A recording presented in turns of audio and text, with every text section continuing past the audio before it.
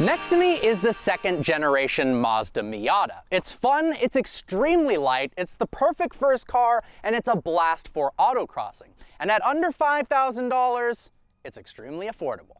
Since Mazda released the Miata in 1990, there have been 4 generations of the car. The first was called the NA, the second dubbed the NB, and you guessed it, the third and fourth generations are the NC and ND. The first generation Miata had wild success. It was a fun-to-drive sports car at an affordable price and quickly gained a cult following. It was very, very easily recognizable by its quirky pop-up headlights, which honestly I think look pretty cool.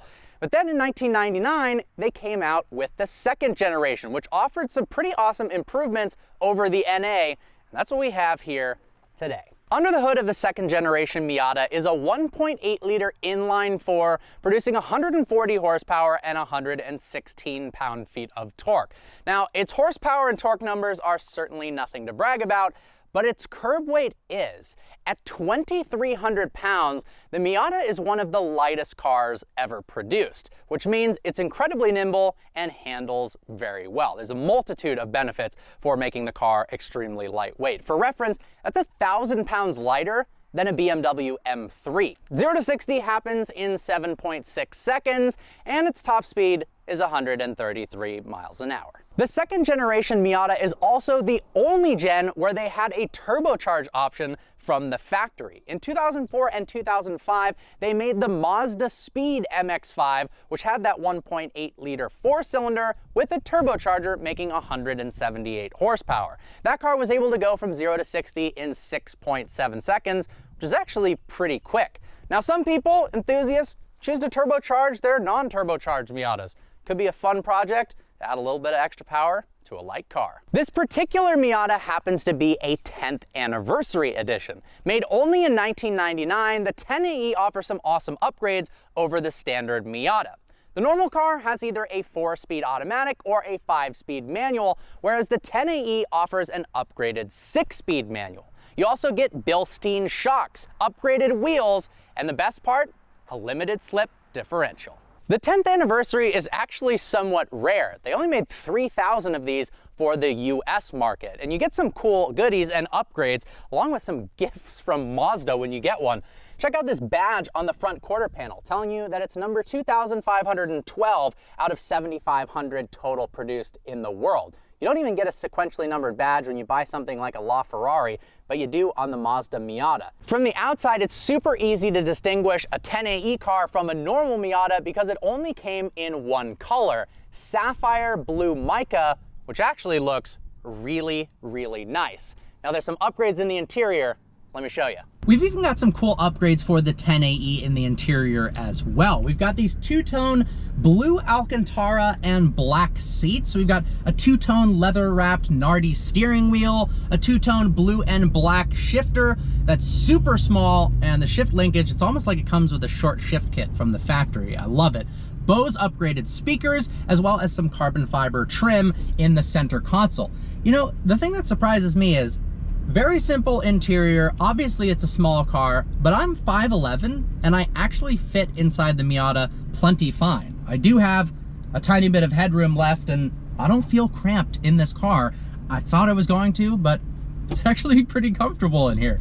Another cool thing you get with the 10AE originally, when you bought one new, is that Mazda actually gave his and hers matching Psycho watches with a blue face and a Mazda logo on it. So you literally got gifted watches and a 1/43rd scale model of your Miata. That's more than you get when you buy a new Lamborghini.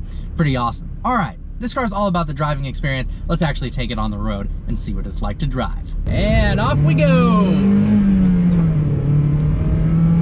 The Miata has all of the right ingredients for a fun sports car. Low weight, rear wheel drive, limited slip differential, and a manual transmission. The engine, being that it's so small at 1.8 liters, revs really freely as well. And with a 7,000 RPM redline, you can floor it for what seems like ages before you have to get to the next gear. Now, it isn't the fastest car in the world, not even close. It's actually kind of slow, but there's something so fun about it because it's so lightweight that one, when you toss it through bends, it feels right at home. That limited slip.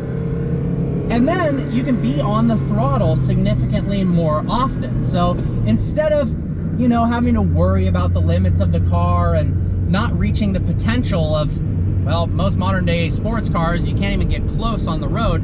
This, you can really push it to its limits and explore all ranges of the RPMs and shift through the gears and have an absolute blast.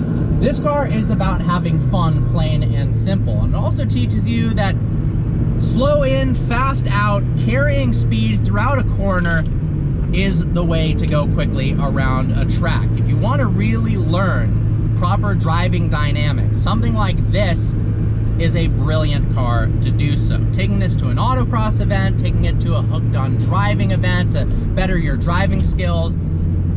It's just such a great car, and it's really easy to drive. At slow speeds, the steering is nice and light, the shifter and engagement is easy. It's a hard car to stall, like it's really hard to stall. So if you're just learning how to drive a manual, this could be a cool car for that. And parts are easy and cheap to replace as well. There we go. Being able to stay flat through a corner is pretty hilarious.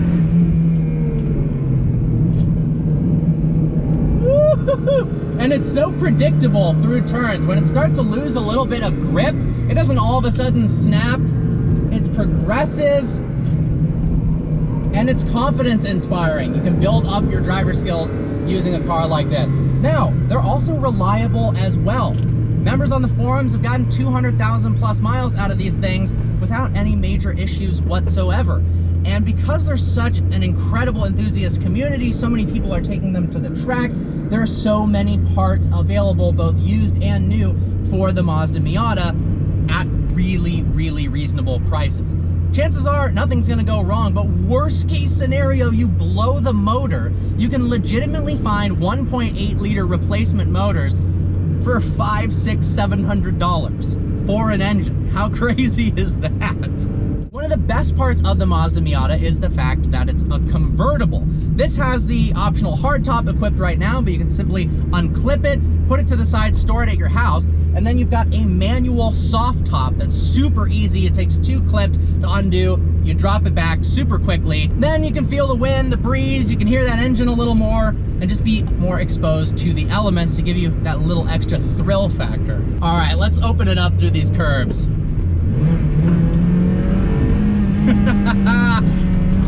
This thing is fun, man. Woohoo!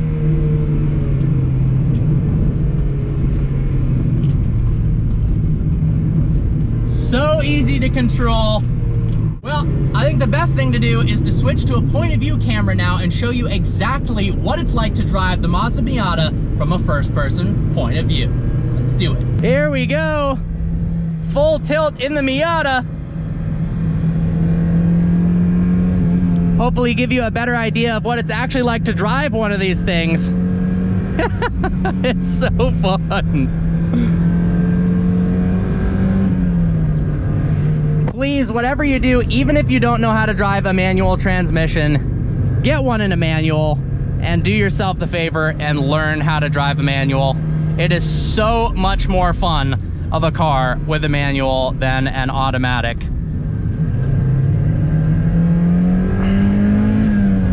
And it's just a blast to rev through the gears. And it's so easy to explore the limits of the car.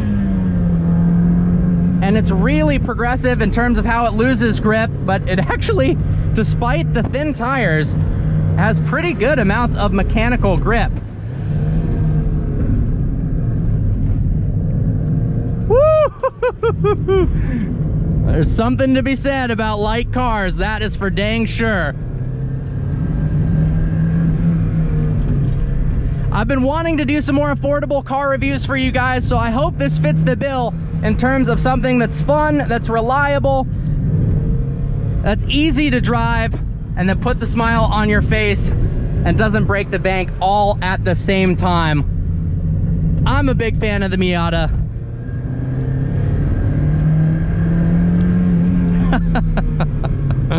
Well, I hope you guys enjoyed this video. Like always, please browse the channel and subscribe. I look forward to seeing you next video.